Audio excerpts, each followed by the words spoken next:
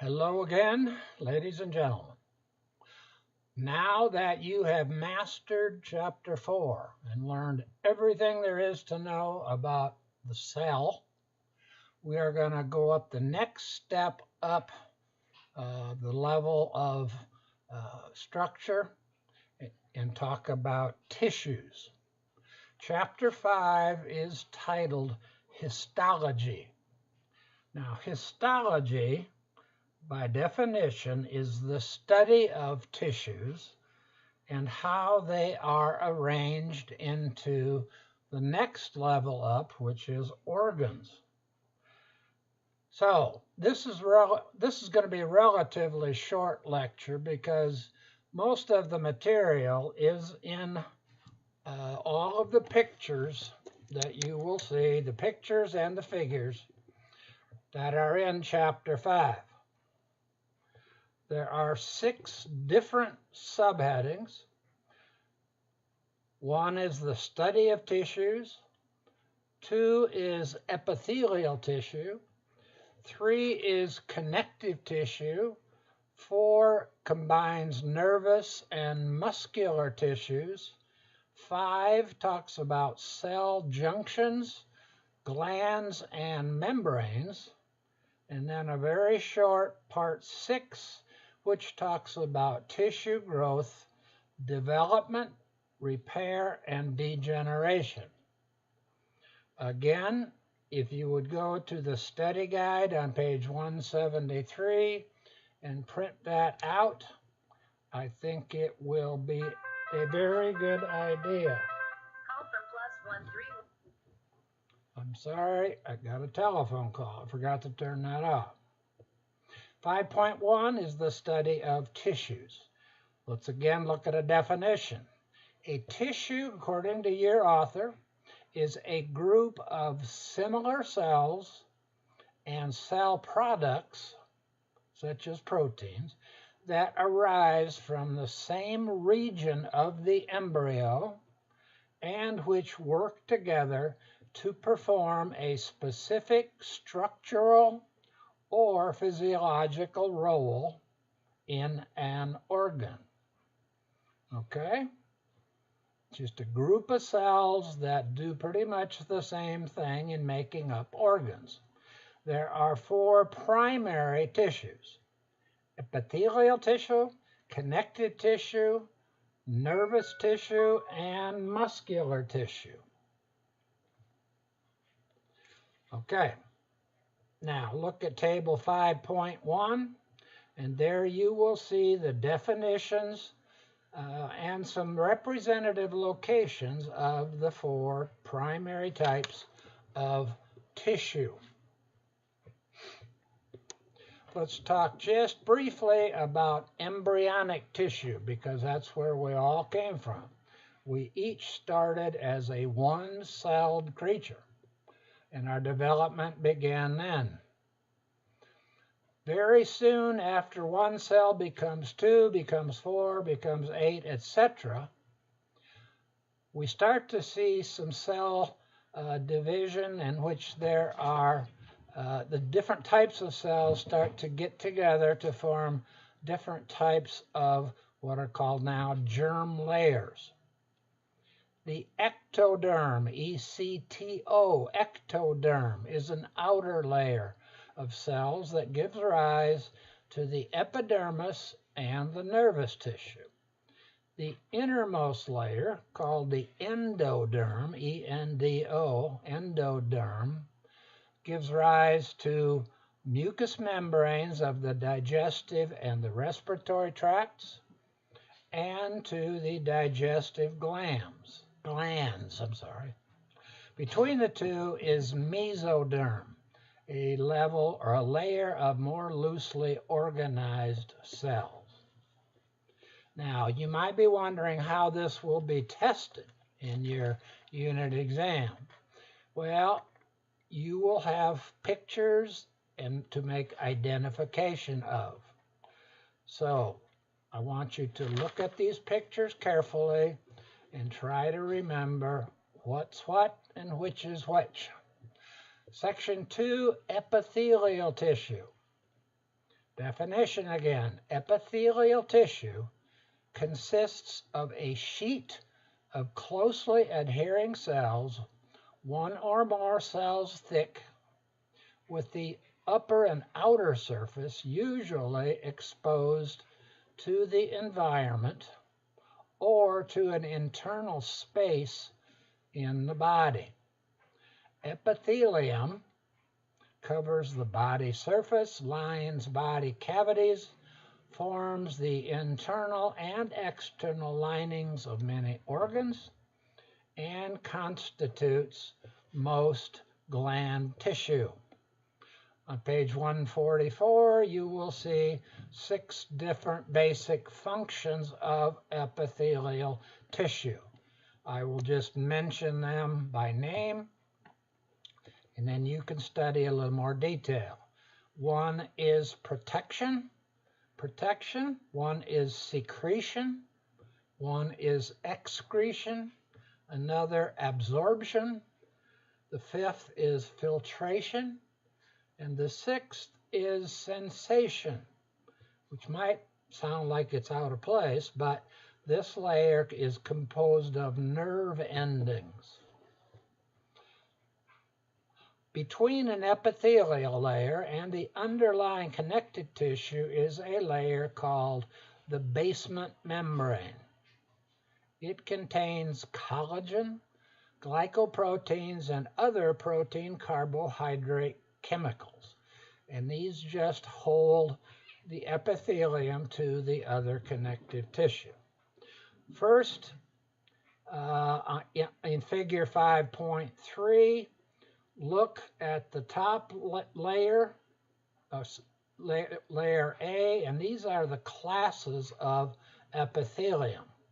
One is, the most simple, is simple epithelium. And there are 3 types: simple squamous epithelium, simple cuboidal epithelium, and simple columnar epithelium. There is a 4th group, sometimes linked in the simple epithelium, called pseudostratified columnar. You'll see that in the middle of the upper row. It looks like this is a simple tissue, but it is just a little bit more complex. Next, we have stratified epithelium. These range from 2 up to 20, again according to your author, 2 to 20 more layers of cells, all very similar to each other. The bottom layer is attached, remember, to this basement membrane. We have stratified squamous, stratified cuboidal, and stratified columnar epithelium. These are shown in table 5.2 on both pages 146 and 147.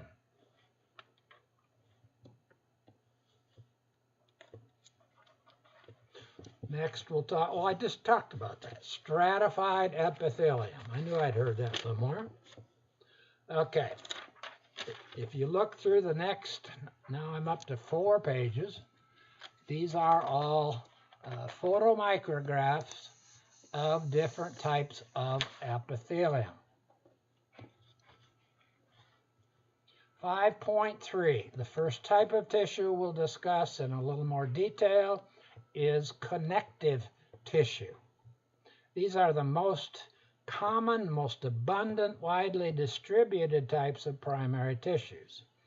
They include fibrous tissue, adipose tissue, cartilage, bone, and blood.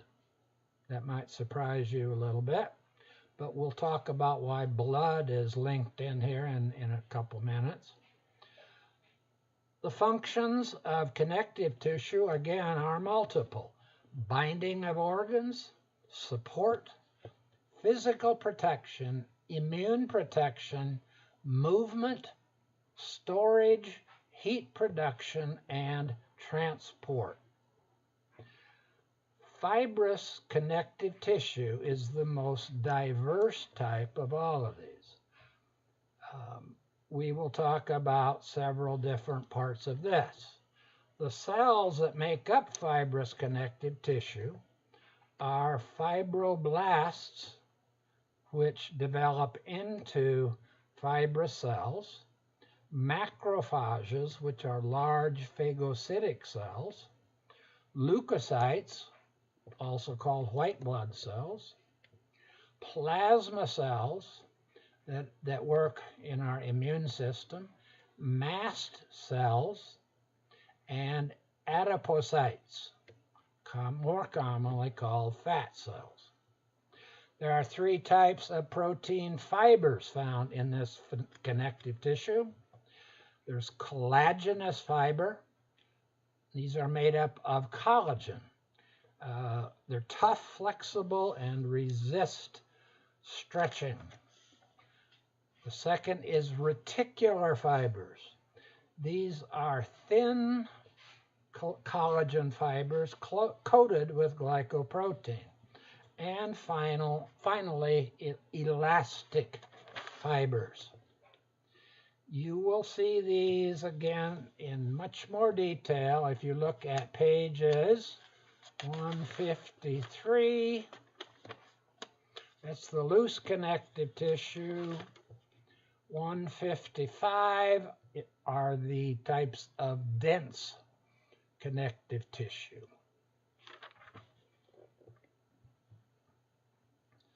Okay, types of fibrous connective tissue. I've already mentioned them.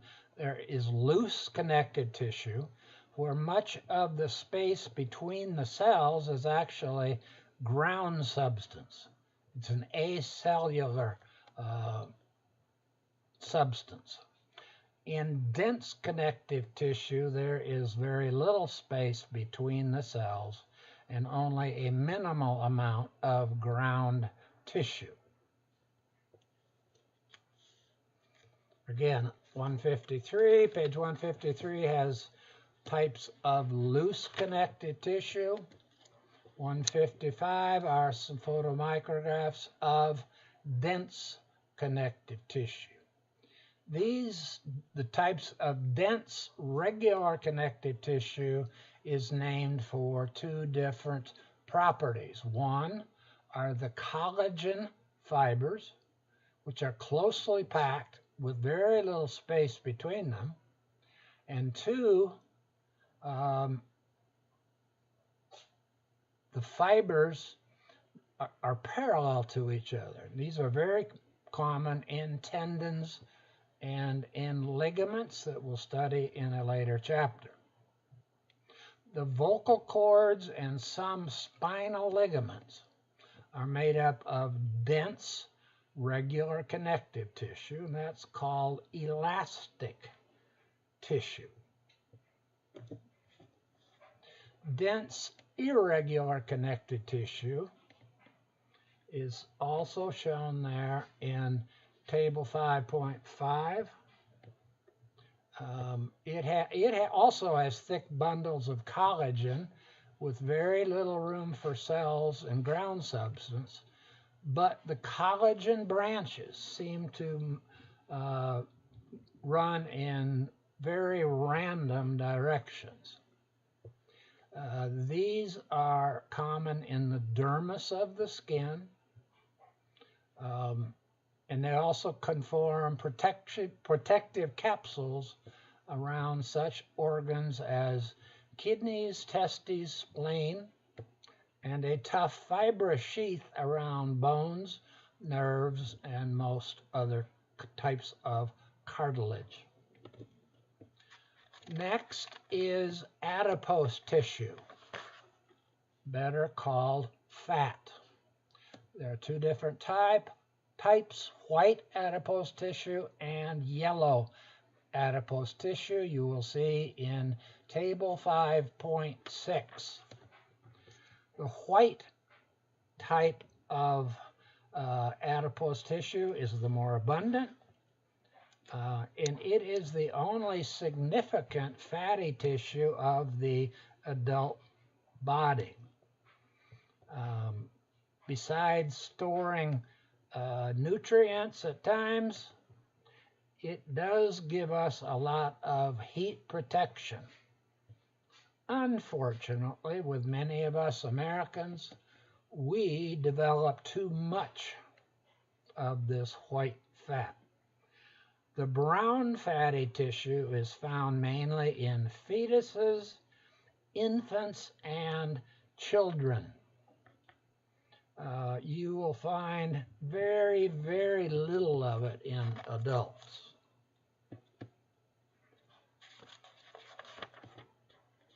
Okay, now page 156, let's talk briefly about cartilage. There are several types of cartilage. Hyaline cartilage, elastic cartilage, and fibrocartilage. Look at those three types in table 5.7 on page 157. I learned this many, many years ago, and it still holds true. What does cartilage feels like? Well, cartilage is the first part, or the front part of our nose, you see, as it moves back and forth, and cartilage makes up our earlobes. It is a very specialized tissue also. And you can see the different patterns of the fibrocytes, which are the fibrous tissue cells, and the collagen cells and the cartilage cells with chondroblasts in those three photomicrographs. Again, we'll study more of those later. Next is bone or osseous tissue. And what makes this unique is that it is a hard, calcified connective tissue that composes our skeleton. We will not go into this very much detail here because there is an entire chapter covering bone and cartilage that comes later.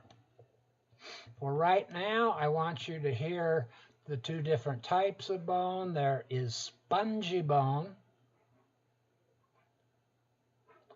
which fills the heads of the long bones and the middle layer of the flat bones.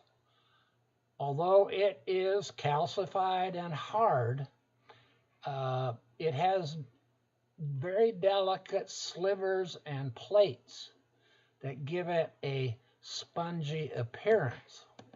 No, it is not spongy to touch. It's just a name given to that particular kind of bone. Figure 2 in table 5.8 is compact or dense bone. This is much denser calcified tissue with no spaces between the cells. Most compact bone is very interesting. It is arranged in cylinders of tissue that surround central or Haversian canals, which run longitudinally through the shafts of the long bones. The bone matrix is deposited in concentric lamellae. That's Latin plural for lamella. That type of hard, compact bone should be easy to pick off a picture in 5.8 Part B. Okay, now blood. First time I saw this listed as a connective tissue, I was thrown for a loop. This, of course, is a fluid tissue that travels through our blood vessels. Its primary function is to transport cells and other dissolved matter, such as oxygen, carbon dioxide, and other things, from place to place in our body. Like other connective tissue, blood is composed of mostly ground substance, much more than the cells. Its ground substance in this tissue is called plasma, and its cellular components are collectively called formed elements. Look at the two photos in table 5.9. There are two pictures of blood. All of the red biconcave cells are erythrocytes. And what's interesting in them is that they have no nucleus. Their primary job, of course, is to carry oxygen. Leukocytes altogether are all called white blood cells, and there are several different types. There you will see neutrophils, lymphocytes, eosinophils, basophils, and monocytes. These are all types of leukocytes that we will study more later. These have cells. They are cells. These all have nuclei and have many, many different functions. So again, before we go any further, when it comes time for the unit exam that covers Chapter 5, I want you to do most of your review looking at these tables and pictures and see if you can pick out what type of tissue it is just by looking at the photomicrograph. Then go to the section of the reading where it describes a little bit more that makes each of these types of tissue unique. Okay, section 4 is called nervous and muscular tissues. Why are these linked together? The reason? They are both excitable. That means that electricity plays a great part in their function. Table 5.10 shows nervous tissue. In the very large section to the right-hand side is the neurosoma. That is the cell body that houses the dark staining nucleus and almost all of the other cell bodies. To the right, going downward with small branchings, are called dendrocytes or dendrites. These have branched processes and usually receive signals from other cells in the body and then transmit these messages to the neurosoma.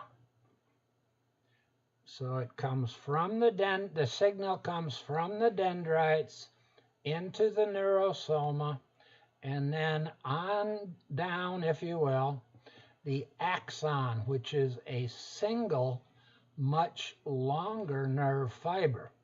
And this nerve fiber can be inches or even feet long sometimes. And it carries the nerve impulse, if you will, and other outgoing signals to other cells of the body. Now, we again will talk about this, your author says, in chapters 12 through 16. That's coming up. Okay, finally, muscular tissue. Muscular tissue does not look the least bit like nervous tissue, but it also is very specialized to do one thing when it is stimulated. Pretend for a moment that one of these axons from the nervous tissue, or one neuron as it's called, is connected to some muscle tissue. Well, when the nerve impulse passes down the axon and then across a nerve junction into the muscular tissue, that tissue contracts. That is the one and only thing that muscle does. It contracts when it is stimulated with enough electricity. There are 3 different types of muscular tissue that we will discuss very quickly here: skeletal muscle, cardiac muscle, and smooth muscle. And these all differ in appearance, physiology, and function. Skeletal muscle consists of long thread-like cells, each called a muscle fiber. That is interesting here. Remember that. A muscle fiber is the same as a muscle cell. Okay? And these are all muscles that are voluntary. We can make these muscles contract from our brain. We have conscious control over them. Another interesting thing about these is that they are multinucleated. Now, the pictures of muscle are found on page 162 in table 5.11. If you look at skeletal muscle pictures A and B, you will see that this type of muscle is called striated. Striated just means that there is a dark band across the muscle. And this is created by the overlapping pattern of protein filaments. Cardiac muscle is only found in the heart. It too is striated, but it differs quite a bit from skeletal muscle. The original cells that make up cardiac muscle are called myocytes, also cardiocytes. They only have one nucleus, and they are not under voluntary control. They are joined end to end with other cardiac myocytes by what are called intercalated discs. And these discs are very useful in helping electrical connections to travel from one cell to another very, very rapidly. The final type of muscle is smooth muscles. These do not have any striations, and they are involuntary. Smooth muscle cells are also called myocytes, but they have different function, certainly, than the cardiac muscle. These muscles exist mostly for everything inside the body. They form layers in the walls of the digestive tract, the respiratory tract, and the urinary tract. When this muscle contracts, it makes the lumen of these different other tracts get smaller. They're also found surrounding blood vessels, the uterus, and other viscera. We will talk more about this also later. Don't you hate it when a lecturer says, we will talk more about this later? Because that always means he's going to come back, and this will be longer than I thought. Well, fortunately, these are going to be discussed in other chapters. Section 5 are cell junctions, glands, and membranes.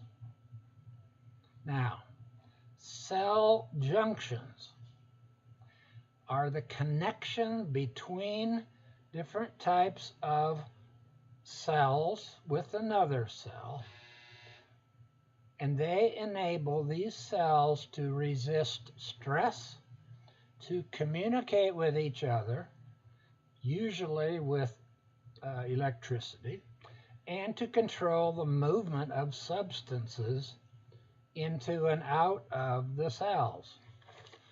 Look now at page 163, and you will see 3 types of cell junctions.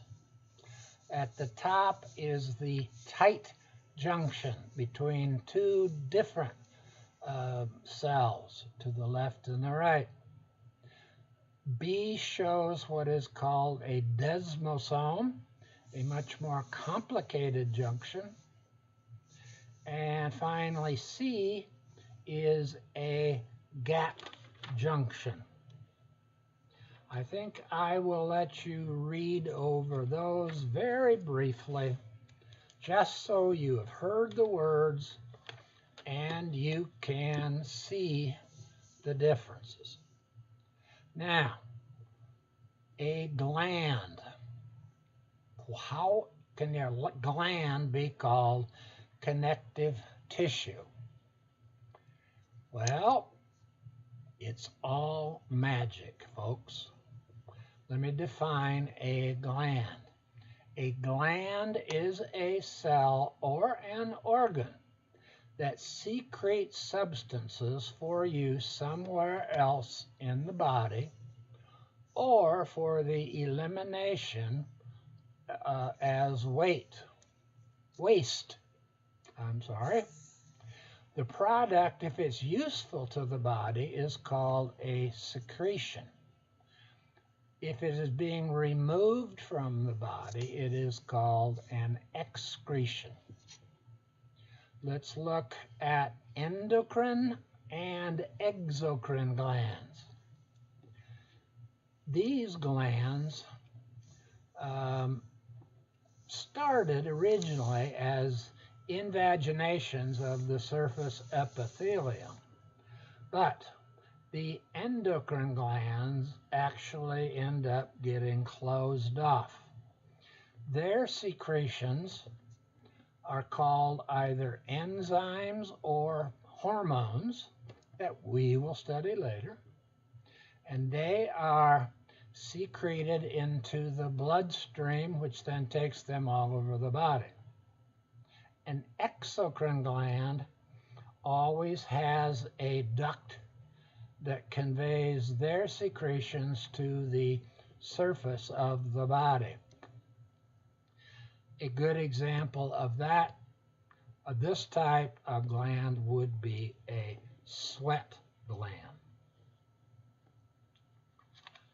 Okay. I think I talked about the types of secretions, but let me mention that again. Look again at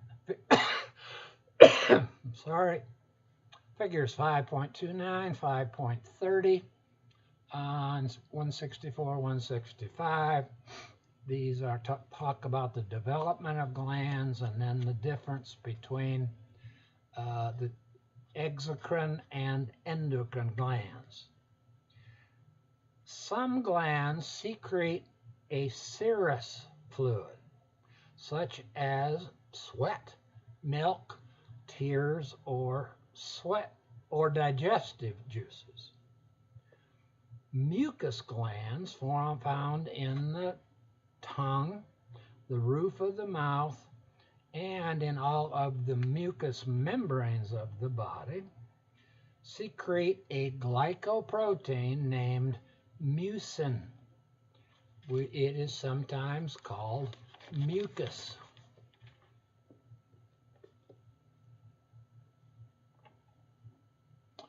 Okay, there in figure 5.31 are several types of exocrine glands.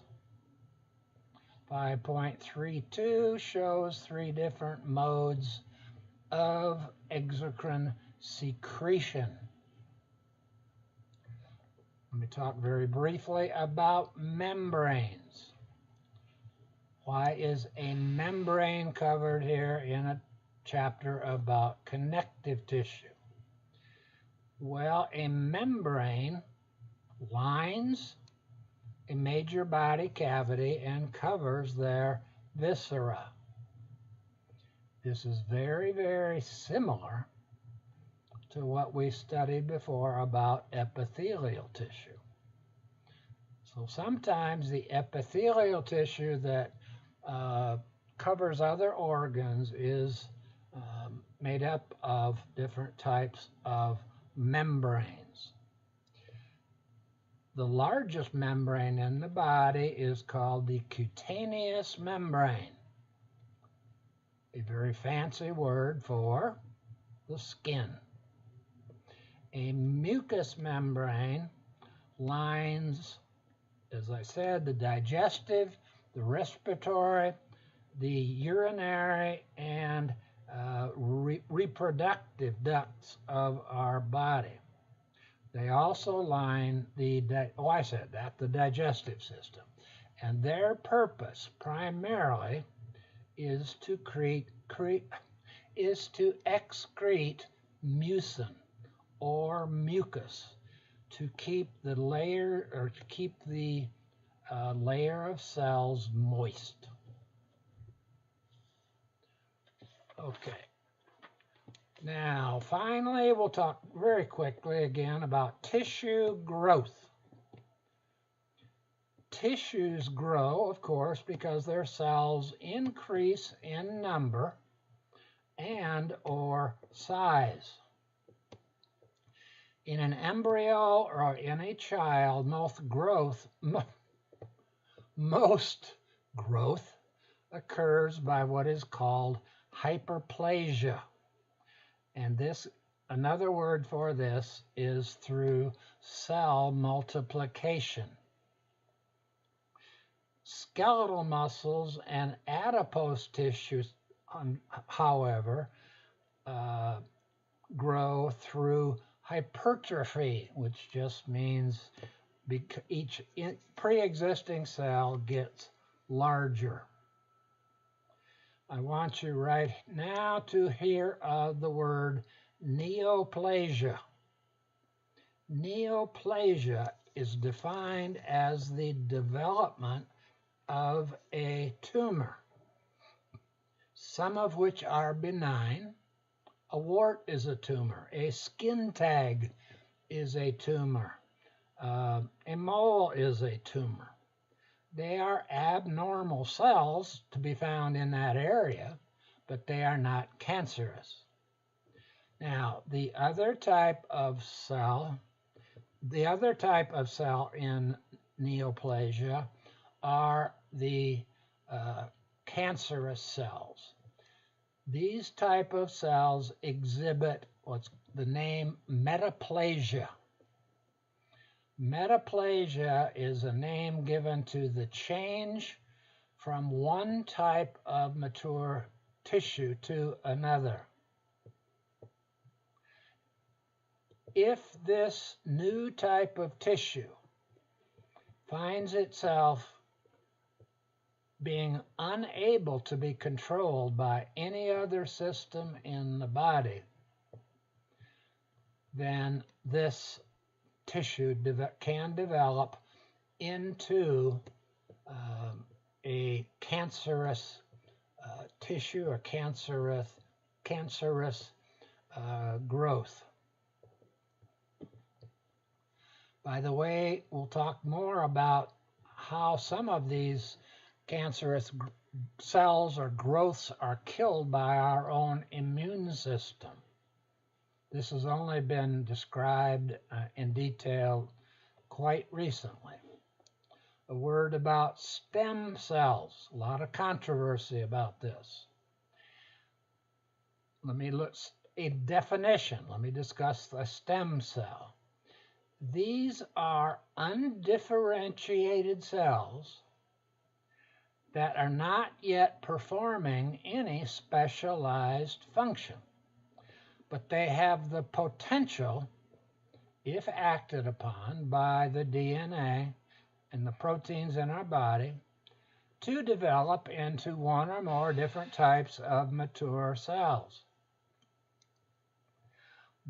The best types that have the most use in forming other cells are embryonic stem cells, and these are only found in the early human embryo.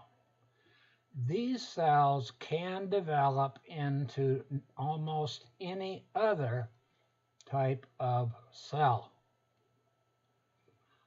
Another type cell is the adult stem cell.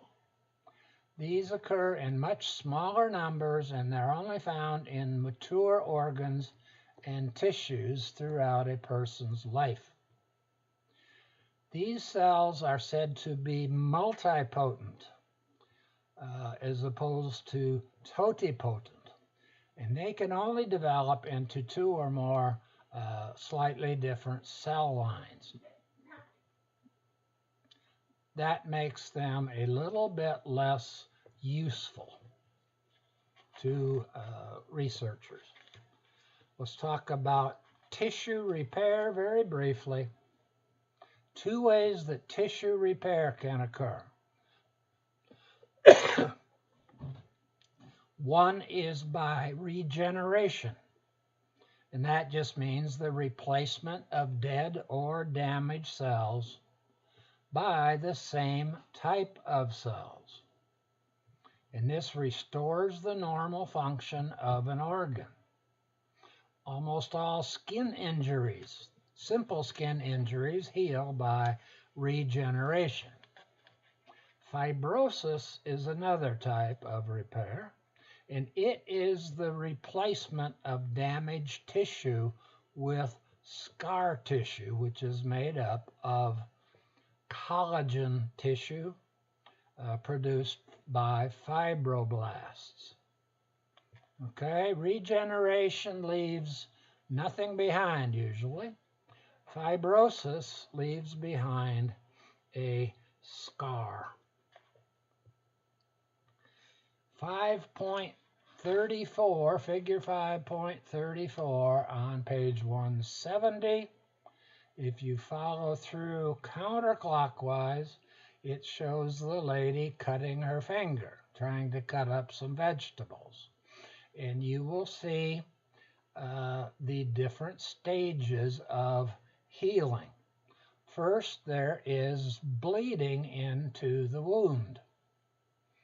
This bleeding is beneficial sometimes because it gets rid of germs, but also because it forms a scab and allows macrophage